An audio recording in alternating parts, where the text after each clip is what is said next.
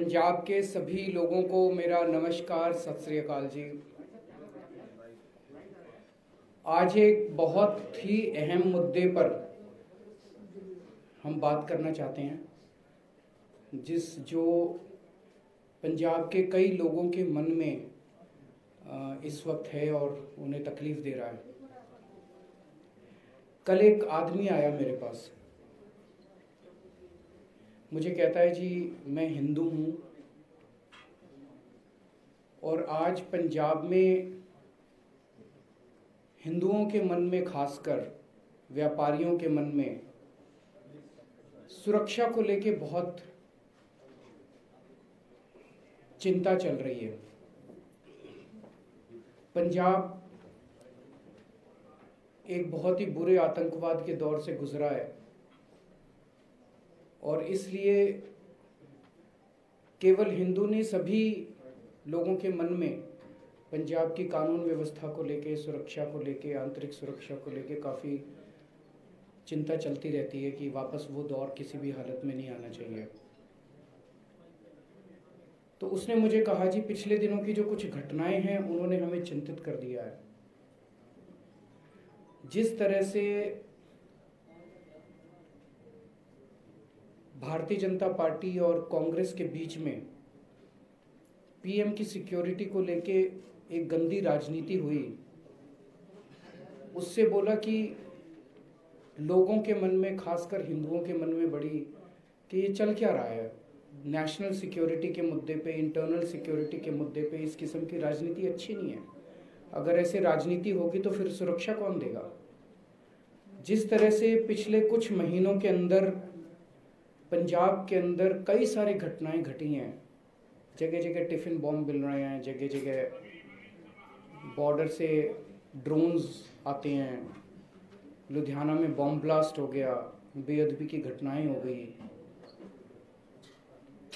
मैं आज पंजाब के सभी लोगों को, हिंदुओं को भी, सिख समाज को भी, क्रिश्चियंस को भी, मुस्लिम्स को भी, सभी जाति के लोगों के, सभी धर्मों के लोगों को, 3 करोड़ पंजाबियों को यह आश्वस्त करना चाहता हूँ कि आम आदमी पार्टी की सरकार आएगी तो आपकी सुरक्षा की जिम्मेदारी हमारी होगी। एक एक व्यक्ति की, एक एक व्यापारी की सुरक्षा की जिम्मेदारी हमारी होगी। दिल्ली में हम सरकार चला रहे हैं 7 साल से। केंद्र सरकार से हमारे बहुत सारे मतभेद हैं, होते ही हैं 2 सरकारों के बीच में। लेकिन आप लोगों ने देखा कि कभी भी हमने, जब जब देश का मुद्दा आया, जब जब समाज का मुद्दा आया, जब जब लोगों का मुद्दा आया, हमने कभी राजनीति नहीं की उस पर। आप लोगों ने देखा होगा कि किस तरह से कोरोना के वक्त में हमने, केंद्र सरकार ने बहुत बार हमें प्रोवोक किया, लेकिन उसके बावजूद हमने केंद्र सरकार के साथ मिलकर काम किया और कोरोना को अच्छे से दिल्ली के अंदर हमने मैनेज किया। मैं पंजाब के सभी लोगों को, हिंदुओं को, सिखों को, क्रिश्चियंस को, मुस्लिम्स को, सबको आश्वस्त करना चाहता हूं कि राष्ट्रीय सुरक्षा और आंतरिक सुरक्षा के ऊपर हम कभी भी किसी भी किस्म की राजनीति नहीं होने देंगे। कोई राजनीति नहीं होगी। केंद्र सरकार के साथ मिलके पंजाब सरकार काम करेगी और पंजाब के बॉर्डर स्टेट है, बड़ा सेंसिटिव स्टेट है, पंजाब के लोगों की सुरक्षा का, देश की सुरक्षा का को सुनिश्चित करेगी। दूसरी बात, बॉर्डर पार से नशा आता है। आज पंजाब में जो इतना नशा है, ये नशा कहाँ से है? ये कोई राजस्थान से, गुजरात से, हरियाणा से, दिल्ली से नहीं आ रहा। ये नशा सारा बॉर्डर पार से आता है। ड्रोन सारे बॉर्डर पार से आते हैं, टिफिन बॉम्ब सारे उधर से आते हैं। हम लोग जानते हैं कि कैसे जब बॉम्ब ब्लास्ट हुआ था बॉम्बे में, तो पता चला कि जो RDX बॉम्बे के अंदर आया था उसमें कुछ कस्टम्स के अधिकारियों का भ्रष्टाचार था, जिसकी वजह से उन्होंने उसको अलाउ किया था। तो ये सब घटनाएं तब घटती है जब उधर के लोग इधर के कुछ लोगों को खरीद के अपने नापाक मंसूबों पे सफल हो जाते हैं। इसीलिए बहुत ज़रूरी है कि बॉर्डर स्टेट के अंदर एक ईमानदार सरकार बननी चाहिए। ईमानदार सरकार होगी तो बिकेगी नहीं। ईमानदार सरकार होगी तो ईमानदार पुलिस अफसरों को जिम्मेदारी दी जाएगी। ईमानदार सरकार होगी तो किसी भी हालत में बॉर्डर से नशा इस तरफ नहीं आएगा। ईमानदार सरकार होगी तो किसी भी हालत में बॉर्डर से ड्रोन और टिफिन बॉम्ब इस तरफ नहीं आएंगे। ईमानदार सरकार होगी तो बेअदबी करने वालों को सख्त से सख्त सज़ा देगी ताकि दोबारा कोई हिम्मत ना कर सके। अगर बरगाड़ी की बेअदबी करने वालों की मास्टरमाइंड को आज सज़ा मिल गई होती तो दरबार साहब जी में दोबारा बेअदबी करने की किसी की हिम्मत नहीं होती। तो इसीलिए मैं सब लोगों को ये आश्वासन देना चाहता हूँ कि आम आदमी पार्टी की पंजाब सरकार पंजाब के एक एक पंजाबी को सुरक्षा सुनिश्चित करेगी। मैं आपको एक उदाहरण से इसको समझाना चाहूँगा। एक बेईमान मुख्यमंत्री है, मान लीजिए, वो अपने पुलिस अफसरों की मीटिंग बुलाता है। उस मीटिंग में वो क्या कहेगा? हाँ भाई तू कितना इकट्ठा करके लाया, हाँ भाई तू कितना इकट्ठा करके, अपने अपने एरिया के पैसे बांध देते हैं ना, ऊपर तक जाता है पैसा एरिया का। और फिर एसपी के लिए, थानेदार के लिए सबकी पोस्टें बिकती हैं, ये इतने की, ये इतने की, इतने। अब जो थानेदार, जो एसपी पैसे देके पोस्टिंग लेगा, जो थानेदार, जो एसपी जिसने महीना इकट्ठा करके अपने मुख्यमंत्री तक पहुंचाना है, वो तो फिर नशा ही बिकवाएगा, वो तो फिर आतंकवादी फैलाएगा, वो तो फिर जनता की सुरक्षा के साथ खिलवाड़ी करेगा। दूसरा एक मुख्यमंत्री है जो ईमानदार है, वो अपने पुलिस अफसरों की मीटिंग बुलाता है और बोलता है खबरदार अगर तुम्हारे इलाके में नशा बिका तो। और फिर देखो पंजाब पुलिस कैसे नशा रोकती है। यही पंजाब पुलिस आपको पंजाब के अंदर तगड़ी सुरक्षा देके दिखाएगी। ऊपर से क्या सिग्नल आता है ये ज़रूरी है। दिल्ली के अंदर जब हमने सरकार बनाई तो कहा जाता था कि सरकारी टीचर तो काम नहीं करते जी, सरकारी टीचर तो कामचोर होते हैं, सरकारी टीचर तो पेड़ के नीचे बैठ के अपने स्वेटर बुनती रहती हैं। उन्हीं 60,000 सरकारी टीचर्स ने आज दिल्ली के अंदर शिक्षा क्रांति करके दिखा दी। यही पंजाब पुलिस, जब उनको ठीक सिग्नल मिलेगा, जब ईमानदार पुलिस अफसरों को ठीक अच्छी पोस्टिंग मिलेगी, यही पंजाब पुलिस आपको अच्छी सुरक्षा देके दिखाएगी। तो आज मैं इस प्रेस कॉन्फ्रेंस के जरिए पंजाब के हर व्यक्ति को, हिंदू, सिख, ईसाई, मुस्लिम, व्यापारी, हर क्षेत्र के व्यक्ति को ये आश्वासन देना चाहता हूँ कि आपकी सुरक्षा की जिम्मेदारी पंजाब सरकार की होगी। चिंता मत कीजिए, ईमानदार सरकार आएगी, बॉर्डर की भी सुरक्षा करेगी और बॉर्डर पार से कुछ भी यहाँ पे अलाउ नहीं किया जाएगा। अगर आपके कोई प्रश्न है तो। आपने कहा कि बॉर्डर पार से आ रहा है, कुछ अफसरों की मीटिंग हो रही है, बीएसएफ के अफसर हैं या आप? नहीं, मैं ये नहीं, मोटे मोटे तौर पे जब भी होता है, मैं किसी के दोषारोपण नहीं कर रहा, मोटे मोटे तौर पे जब भी इस किस्म की घटनाएं घटती है तो कहीं ना कहीं जब उसकी तहकीकात जड़ में जाया जाता है तो कहीं मिली भगत नजर आती है। ईमानदार सरकार होगी तो सुरक्षा ज्यादा पुख्ता होती है। सर, बेअदबी मामले में अभी तक इंसाफ नहीं मिल पाया, सरकारें दावा करती रही हैं। पिछली बार भी कांग्रेस की सरकार ने दावा किया था कि हम सजा दिलवाएंगे, पर जब सरकार बन जाती है तो इंसाफ नहीं मिलता लोगों को। क्योंकि जो उनके मास्टरमाइंड है ना, वो बहुत बड़े लोग हैं। इस पार्टी वाले, इस पार्टी वाले, इस पार्टी वाले, ये तीनों एक ही हैं। इनके आपस में शादी ब्याह होते हैं, पारिवारिक रिश्ते हैं इनके। कोई भी पार्टी की सरकार आ जाए वो दूसरों पे आंच नहीं आने देती, आपस में एक दूसरे की सुरक्षा। पंजाब जाए भाड़ में इनकी वजह से, ये इन लोगों का बस चले तो पंजाब को बेच के खा जाएं। तो ये जब भी इसकी सरकार आएगी तो अगर इन्होंने बेअदबी करी तो इनकी सुरक्षा करेंगे, इनकी सरकार आएगी उसने चोरी करी तो उसकी सुरक्षा। आम आदमी पार्टी की किसी से सेटिंग नहीं है, इसीलिए सारे इकट्ठे हो गए हैं। ये सारे इकट्ठे होकर ये चाहते हैं कि आम आदमी पार्टी की सरकार नहीं बननी चाहिए, इनका जो अच्छा खासा खेल है वो बिगड़ जाएगा।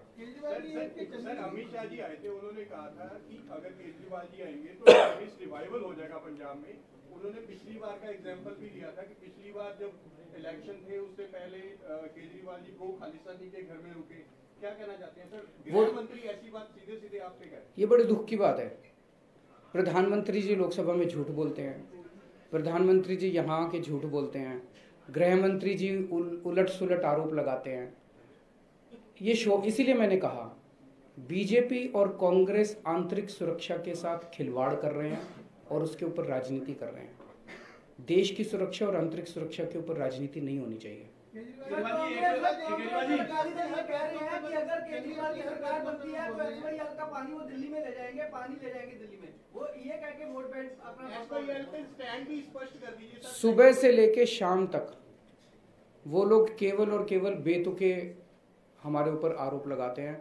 जैसा मैंने कहा कि सारी पार्टियां इकट्ठी हो गई है, वो नहीं चाहती कि किसी भी हालत में आम आदमी पार्टी की सरकार बने, वो नहीं चाहती कि किसी भी हालत में भगवंत मान मुख्यमंत्री बने, क्योंकि ये इनका जो 70 साल का जो लूट है वो लूट सारी बंद हो जाएगी। इस लूट को एसवाईएल किसने करा था?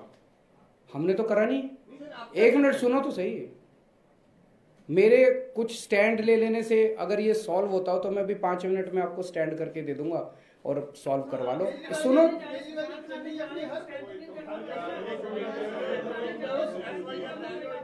यार, मेरे को बोलने दोगे तभी तो कुछ बोलूंगा। आप बीच में ही मेरे को रोकोगे तो कैसे बोलूंगा? आप ये किसने करा है? ये एसवाईएल बनाना किसने शुरू किया था? नहीं सर, किसी ने भी शुरू किया हुआ। अरे यार मेरे को ड्रग्स भी पहले हो गया, आप खत्म करेंगे। प्रॉब्लम तो आपने नहीं छेड़ी थी। Similar is the case here. आप मेरे को बोलने देंगे या आप ही अगर बोलना है तो फिर आप लिख लो जो मर्जी लिखना है। अगर आप मेरे को बीच में काटेंगे तो फिर मैं नहीं बोलने वाला। आप बोल लो आपने जो बोलना है। अगर आप मेरे को बोलने देंगे तो मैं बोलूंगा और मैं अपने हिसाब से बोलूंगा, चाहे मेरे को 1 घंटा बोलना पड़े। आप बीच में मेरे को डिस्टर्ब नहीं कर सकते। आपको हो सकता है मेरा जवाब पसंद नहीं आए, लेकिन मैं आपके लिए नहीं बोल रहा, मैं जनता के लिए बोल रहा हूँ। और आपकी जिम्मेदारी है जो मैं बोलूं उसको जनता तक पहुंचाएं। जनता को पसंद आए ना आए वो उनकी मर्जी है। एसवाईएल शुरू किसने किया था? इन्हीं लोगों ने किया था। बताते हैं कि जब शुरू हुआ था तो फलाने फलाने लोगों को गुड़गांव में फलानी जगह बदले में जमीनें भी मिली थी। तो इन दोनों पार्टी के लोगों ने मिलके इसकी शुरुआत करी थी। और उसके बाद जब ये मामला पॉलिटिकली सेंसिटिव बनता गया, कई सारे ऐसे मौके आए। यहाँ पे कैप्टन साहब की सरकार थी, ऊपर कांग्रेस की सरकार थी, यहाँ पे अकाली भाजपा की सरकार थी, हरियाणा में बीजेपी की सरकार थी, सेंटर में बीजेपी की सरकार थी। इन्होंने सॉल्व क्यों नहीं किया? ये आके हरियाणा में कुछ और बोलते हैं, पंजाब के अंदर कुछ और बोलते हैं, केंद्र के अंदर कुछ और बोलते हैं, सुप्रीम कोर्ट के अंदर कुछ और बोलते हैं। ये सॉल्व करना नहीं चाहते। ये एक ऐसा मुद्दा नहीं है जिसके ऊपर कि केजरीवाल ने ये स्टैंड बोल दिया तो ये समस्या का समाधान हो गया, फलाने ने ये स्टैंड बोल दिया तो ये समस्या का समाधान हो गया। मेरा अपना मानना है कि पंजाब के जो भी अधिकार हैं, पंजाब का जो भी हक है, वो किसी भी हालत में वो हक मरना नहीं चाहिए।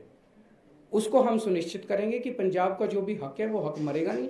ये इस समस्या का समाधान या तो कोर्ट में और या मिल बैठ के, सब लोगों को मिल बैठ के इसका समाधान लेना पड़ेगा। इसके ऊपर भी राजनीति नहीं होनी चाहिए। राजनीति करने से केवल हर चुनाव के पहले एसवाईएल पे क्या स्टैंड है जी, एसवाईएल पे क्या स्टैंड है जी, ये स्टैंड ले लेने से आप हरियाणा में जाके पूछ लो खट्टर का क्या स्टैंड है और यहाँ पे पूछ लो बीजेपी का क्या स्टैंड है। आप कांग्रेस से पूछो कि हरियाणा में क्या स्टैंड है और कांग्रेस से पूछो कि पंजाब में क्या स्टैंड है। ये स्टैंड से समस्या का समाधान हुआ है आज तक? हमें समस्या का समाधान करना है कि स्टैंड लेने हैं। केवल और केवल राजनीति हो रही है इस मुद्दे के ऊपर। राजनीति से ना तो हरियाणा का फायदा हो रहा और ना पंजाब का फायदा हो रहा। वो मैंने सुना कल सुखबीर बादल कहते हैं कि केजरीवाल ने सुप्रीम कोर्ट में याचिका की है कि पंजाब का पानी सारा दिल्ली ले जाऊंगा मैं। अरे तुम्हारी तरह मैं पंजाब का खजाना लूट के अपने घर और सुखविला नहीं बनाता। केजरीवाल ईमानदार आदमी है। ऐसा कोई हो सकता है कि कोई पीआईएल हो सकती है कि पंजाब का पानी दिल्ली को दे दो जी? कुछ भी बोल देते हैं। दिमाग खराब हो गया इन लोगों का।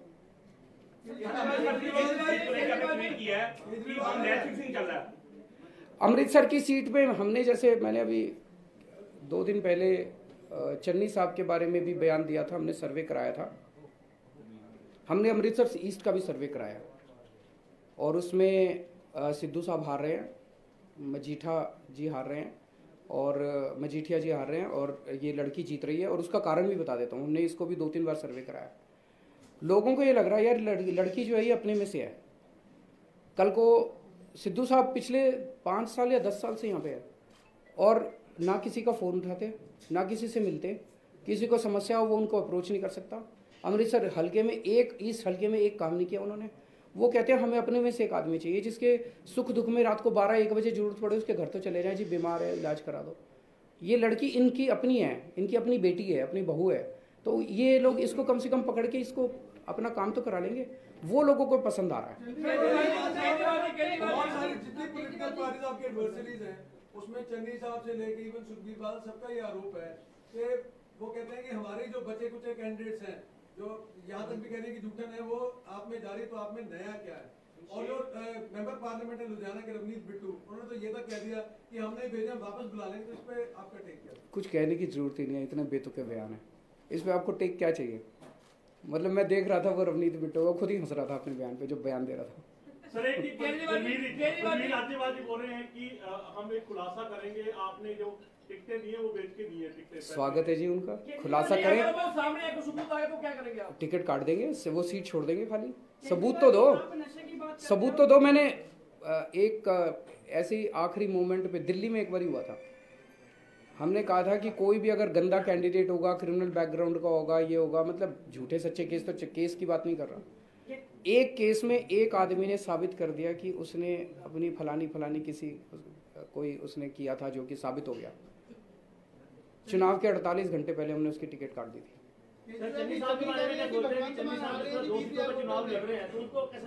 दोनों हारेंगे जी, मैंने तो लिख के भी दे दिया। अब कल 2 चैनल वो अब बदले में जब वो क्या कहते, जब आप लोगों ने उनसे पूछा जाके वो क्या जवाब देते, वो यही जवाब दे रहे हैं। मैंने कल भी आपको कहा था, देखो जी सुबह से शाम तक आप चन्नी साहब के बयान है केजरीवाल केजरीवाल केजरीवाल केजरीवाल केजरीवाल केजरीवाल ऐसे करते रहते हैं। वो रात को सो नहीं पा रहे आजकल, आंख बंद करते हैं तो भूत की तरह मैं आता हूँ, फिर वो डर के उठ जाते हैं। वो बहुत दिन से नहीं सोए हैं। मैं भगवान से उनकी स्वास्थ्य की प्रार्थना करता हूँ कि उनको शांति दे थोड़ा उनके मन को। आप नशे की बात करते हो सर, आपकी वीडियो वायरल हो रही है, आप दिल्ली के बारे में बात कर रहे हैं, गली गली में नशा बिक रहा है और गुलाबी ठेके की बात करेंगी वो। ठेके खुल रहे हैं, नुक्कड़ पे 430 के करीब ठेके का अलॉटमेंट हुआ है। पंजाब में कितनी दुकानें हैं? सुनो एक मिनट, सुनो मैं आपको डेटा तो ले लो यार।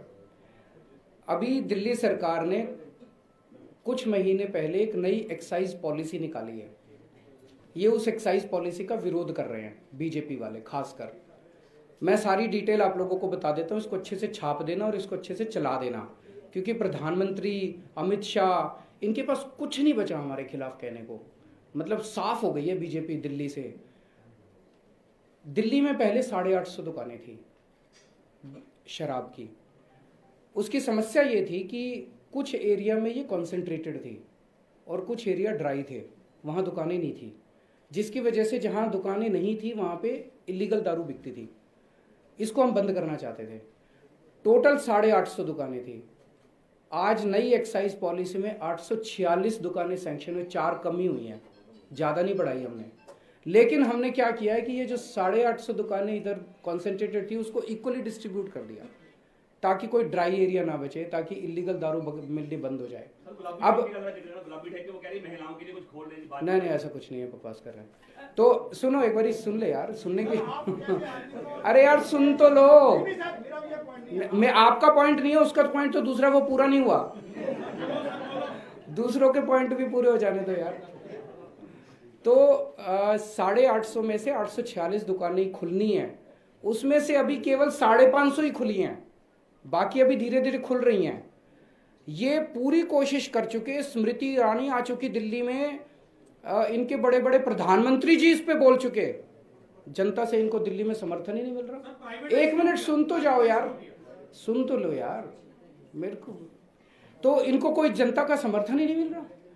इतने बड़े बड़े अगर देश का प्रधानमंत्री, देश का गृह मंत्री, स्मृति ईरानी जैसे लोग अगर वहां पे वर्चुअल रैली करी, कहते हैं विशाल रैली, वर्चुअल रैली, जनता में 4 आदमी इनकी बात नहीं सुन रहे।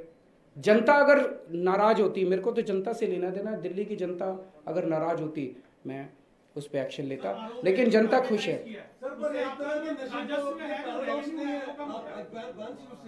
आम आदमी party is a different party, तो नशे के ऊपर डबल स्टैंडर्ड्स कैसे हो सकते हैं? ये भी तो नशे है, इसको अगर हम चाहे लीगलाइज कर रहे हैं बेंच को, आपके हिसाब से पंजाब में कैसी रहेगी? आपके हिसाब से प्रोहिबिशन होना चाहिए?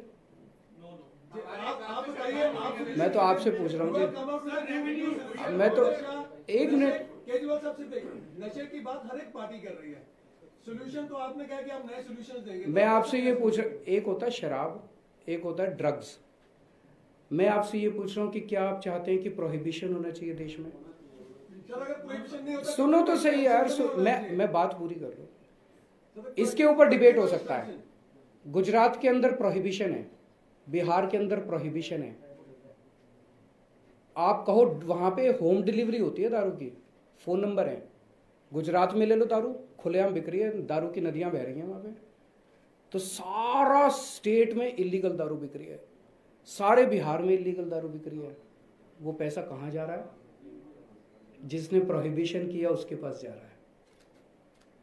ये सुनो तो, एक मिनट सुन तो लो यार, मेरी बात पूरी नहीं हुई अभी, सुनते नहीं हो यार। मैं सुन तो लो यार। तो जहां तक ड्रग्स का सवाल है, जहां दिल्ली, जब हम पंजाब के अंदर नशे की बात करते हैं, हम ड्रग्स की बात करते हैं। जो इंजेक्शन लगते हैं, जो गोलियां लेते हैं, जो अफीम खाते हैं बच्चे, जो ड्रग्स बिकती है, उसकी बात करते हैं। जहां तक लिकर का सवाल है, पूरे देश के अंदर, पूरी दुनिया के अंदर दिल्ली जो है वो देश की राजधानी है, इंटरनेशनल टूरिस्ट्स भी आते हैं वहाँ पे। दिल्ली के अंदर प्रोहिबिशन नहीं किया जा रहा है, लेकिन दिल्ली के अंदर कोई ऐसी भी बात नहीं है कि जितनी पहले दारू बिकती थी उससे कोई बहुत ज़्यादा दारू बिकने लगी है। उतनी दारू है जितनी पहले बिकती थी, लेकिन जो इलीगल दारू बिकती थी उसको बंद कर दिया हम लोगों ने। इलीगल दारू का सबसे बड़ा खामियाजा यह है कि कल को इलिसिट दारू भी बिक सकती है, नकली दारू भी बिक सकती है। उसमें कितने लोगों का नुकसान होगा? आप ही हराना चाहते हैं क्योंकि आप खुद मुख्यमंत्री बनना चाहते हैं, चन्नी कह रहे हैं। इस जवाब देने लायक है? मतलब मैं कैसे बनूंगा बताओ? मैं तो चुनाव ही नहीं लड़ रहा। मतलब उनका दिमाग खिसक गया थोड़ा। जो अभी तक के राजनीतिक समीकरण है, किसी पार्टी को बहुमत मिलता दिखाई नहीं दे रहा है। अगर पंजाब के हितों के लिए आम आदमी पार्टी को बहुमत करना पड़े, गठबंधन करना पड़े, तो किस पार्टी का करेगी? आम आदमी पार्टी को पूर्ण बहुमत मिल रहा है। मैं आज आप लोगों के जरिए एक मैसेज देना चाहता हूँ। आप लोगों के सर्वे में 60-65 सीट आ रही हैं, इसका मतलब सरकार तो बन रही है आम आदमी पार्टी की। मैं आपका सर्वे मानता हूँ। मैं पंजाब की जनता से कहना चाहता हूँ, भाई सरकार तो बना रहे हो, लेकिन मजबूत सरकार बनाना, भगवंत के हाथ मजबूत करना। 80 से कम सीट नहीं आनी चाहिए। तो 3-4 दिन बचे हैं। 3-4 दिन में अब सारे जने पंजाब में जितने लोग मेरे को आज सुन रहे हैं, सारे जने अपना अपना फ़ोन उठाओ, सारे रिश्तेदारों को फ़ोन करो, सारे दोस्तों को फ़ोन करो और बोलो कि झाड़ू पे वोट डालनी है। अपने पिंड में घर घर जाओ और बोलो कि झाड़ू पे वोट डालनी है। और आखिरी दिन, चुनाव वाले दिन, किसी ने घर नहीं बैठना, एक एक वोट पड़नी चाहिए। एक एक वोट जरूरी है। अगर पंजाब का हर आदमी वोट डाल देगा, आम आदमी पार्टी की 80 सीट आ जाएगी। बहुत बहुत शुक्रिया। बाकी कल